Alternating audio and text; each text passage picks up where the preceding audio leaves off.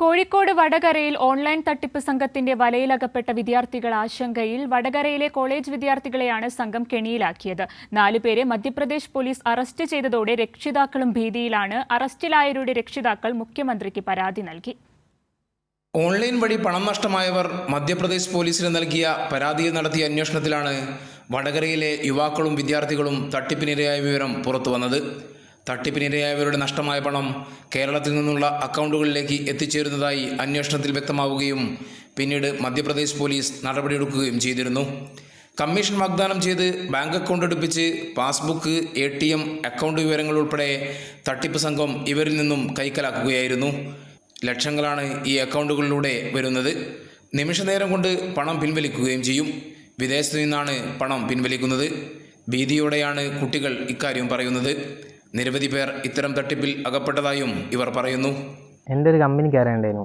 ഓനിങ്ങനെ പറഞ്ഞ് അക്കൗണ്ടെല്ലാം എടുത്തിട്ടുണ്ടെങ്കിൽ കുറച്ച് പൈസ തരാമെന്നെല്ലാം പറഞ്ഞിട്ട്, അപ്പോൾ ഞാളിങ്ങനെ അക്കൗണ്ടെല്ലാം എടുക്കേണ്ടിയിട്ട് പാൻ കാർഡും ഇതെല്ലാം സെറ്റാക്കി ഇപ്പോൾ അക്കൗണ്ട് എടുക്കാൻ പോയി. എന്നിട്ട് അക്കൗണ്ടെല്ലാം എടുത്ത് ലാസ്റ്റ് കുറച്ച് എമൗണ്ട് അടിച്ച് അക്കൗണ്ടിൽ ഒരു 7 ലക്ഷത്തി സംതിങ് അക്കൗണ്ടിൽ പൈസ അടിച്ച്.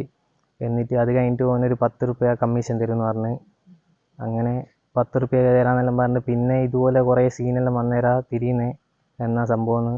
ഇങ്ങനെ മറ്റേ ഫ്രോഡ് മണിയായിട്ട് കയറുന്ന പൈസ എൻ്റെ കൂടെ പഠിച്ചൊരു കമ്പനിക്കാരനാണ്. വാട്സപ്പിൽ മെസ്സേജ് തന്നപ്പോൾ അങ്ങനെ അവനുമായിട്ട് സംസാരിച്ചിട്ട് ഇങ്ങനെ ഒരു ഇതുണ്ട് എന്ന് പറഞ്ഞിട്ട് അതിൽ കയറിയതാണ്. തട്ടിപ്പ് വലയിൽ കുടുങ്ങിയ 4 വിദ്യാർത്ഥികളെ മധ്യപ്രദേശ് പോലീസ് കഴിഞ്ഞ ദിവസം അറസ്റ്റ് ചെയ്തിരുന്നു. ഇവർ റിമാൻഡിലാണ്. ഇതുമായി ബന്ധപ്പെട്ട് രക്ഷിതാക്കൾ മുഖ്യമന്ത്രി പിണറായി വിജയന് പരാതി നൽകിയിട്ടുണ്ട്. DYFIയും പരാതി നൽകുമെന്ന് Vadakara block vice president Sreejilal പറഞ്ഞു. പോക്കറ്റ് മണി പറഞ്ഞുകൊണ്ട് ഇവരെടുക്കുന്ന ATM ഉൾപ്പെടെ കൈപ്പറ്റുകയും അതുമായി ബന്ധപ്പെട്ട് തുടർന്ന് ഇവർക്ക് ഇതിൻ്റെ ഭാഗമായിട്ട് വരുന്ന അക്കൗണ്ടിലേക്ക് വരുന്ന പൈസ ഇപ്പോൾ ലക്ഷങ്ങളാണ് വരിക. ആ പൈസക്ക് നിശ്ചിത കമ്മീഷൻ കുട്ടികൾക്ക് നൽകുമെന്ന് പറഞ്ഞുകൊണ്ടാണ് ഈ കുട്ടികളെ തെറ്റിദ്ധരിപ്പിച്ചുകൊണ്ട് ഏറ്റവും പാവപ്പെട്ട കുട്ടികൾ രക്ഷിതാക്കൾ ഇതൊന്നും അറിയുന്നില്ല. അപ്പം ഇങ്ങനെയുള്ള ആളുകളെ തെറ്റിദ്ധരിപ്പിച്ചുകൊണ്ട് കുട്ടികളൊക്കെ ഈ കെണിയിൽ പെടുകയാണ്. കൂടുതൽ അക്കൗണ്ട് വിവരങ്ങൾ ഉൾപ്പെടെ മധ്യപ്രദേശ് അന്വേഷണ സംഘം പരിശോധിക്കുന്നതായാണ് വിവരം. എളുപ്പം പണം വാഗ്ദാനം ചെയ്യുന്ന തട്ടിപ്പ് സംഘത്തെക്കുറിച്ച് ജാഗ്രത പുലർത്തിയില്ലെങ്കിൽ കൂടുതൽ പേർ ഇത്തരം കെണിയിൽ അകപ്പെടും. കൈരളി ന്യൂസ്, കോഴിക്കോട്.